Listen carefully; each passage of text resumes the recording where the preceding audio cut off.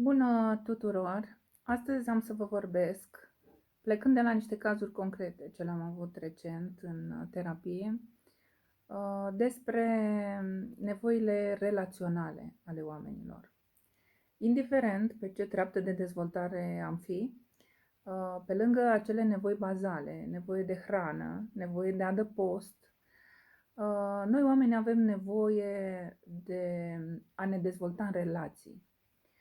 Se știe că am fost proiectați ca și animal social și omul se dezvoltă în relaționare cu alți oameni. Întâlnim însă cazuri când anumiți părinți poate pot spune: păi bine, ți-am dat tot ce trebuie să te îmbraci, să mănânci, ce bani de buzunar, ce te plângi. Se scapă un element esențial din vedere în acest caz, și anume că acel copil, adolescent, și mă repet, e valabil pe toate treptele noastre ca și vârstă și adulți fiind, fie femeie, bărbat, deopotrivă, noi avem nevoie de a intra în contact cu oamenii. Relația asta înseamnă, pentru că prin a intra în contact cu ceilalți oameni, de fapt intri în contact cu sinele tău. Și o să dezvolt un pic pe rând fiecare nevoie în parte. În primul și în primul rând, nevoia de securitate este primordială. În acest fel, protecția și vulnerabilitățile fizice și emoționale, omul le are asigurate numai în măsura în care mă înțelegi că pot fi vulnerabil, mă înțelegi că am niște nevoi emoționale și ești acolo pentru mine. Sentimentul acesta de a fi în mod simultan și vulnerabil, dar și în armonie cu cealaltă persoană, îți conferă ție un sentiment de securitate. Ești în legătură și în relație cu tine și cu ceilalți la un nivel foarte profund. O altă nevoie este importantă, nevoia de validare. Nevoia de validare, de afirmare și semnificație în relație. Adică am mare nevoie ca tu să-mi spui dacă într-adevăr la momentul în care am o dezvoltare personală, la momentul în care am anumite procese ale mele intrapsihice de a mi le înțelege, mă apreciez și mă validez pentru faptul că le depășesc, pentru faptul că mă susții și ești acolo alături de mine. Reciprocitatea afectivă a noastră în relații, unii cu alții, ne dă un sentiment de stabilitate. A treia nevoie din cele 8 relaționale ar fi acceptarea de către o persoană stabilă, de încredere și protectoare.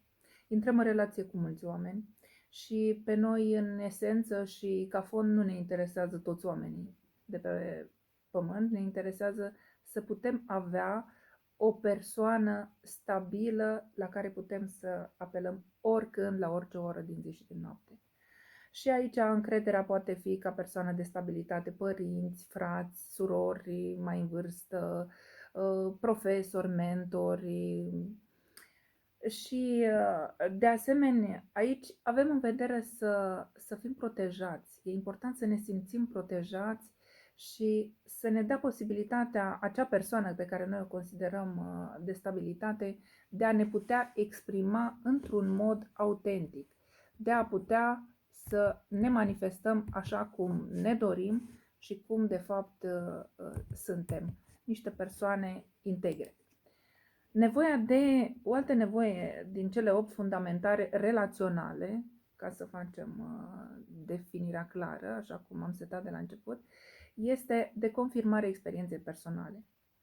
Avem nevoia ca să știm dacă parcursul pe care noi îl avem în acest moment este unul corect, unul valabil și pe ruta și direcția care trebuie. Și asta de obicei se face atunci când ne raportăm la alte persoane de același calibru, cu o experiență similară, poate profesională, cât și educațională. Și atunci sentimentul ăsta poate fi acoperit prin ceea ce se numește reciprocitate. Continuăm cu cea de-a 5-a nevoie relațională, și anume definirea de sine sau autodefinirea.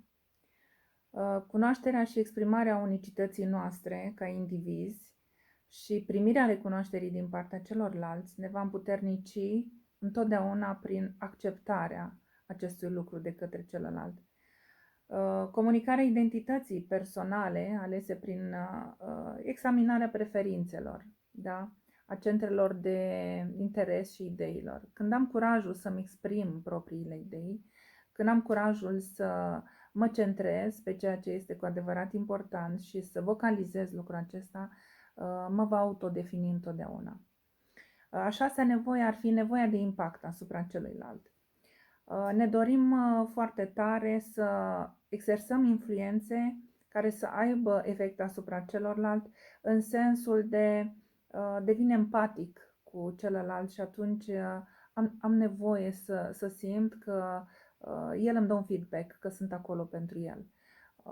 Un refuz din partea lui ar fi ceea ce se cheamă că această nevoie va fi întreruptă. Da? Eu nu voi putea să fiu în contact cu mine prin refuzul celuilalt de a empatiza cu el.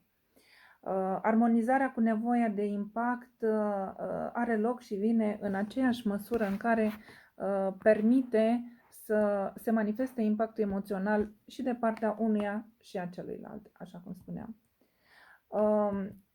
De asemenea, o altă nevoie ar fi nevoia de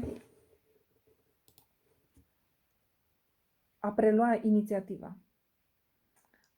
În momentul în care eu mă duc către celălalt și am nevoie, da, într-un mod în care să mă valideze, am nevoie să-mi recunoască importanța pe care noi avem pentru el.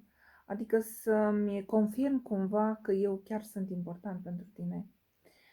Dincolo de satisfacere, ați putea fi tentați la o primă vedere să fiți tentați să spuneți că e nevoia egoului de confirmare.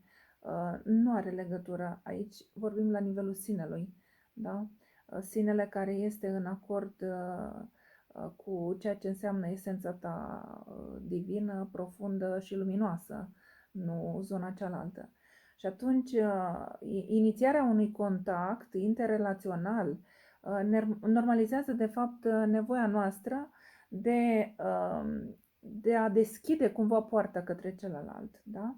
Și este nevoia ca celălalt să vină, să treacă prin acea poartă către mine.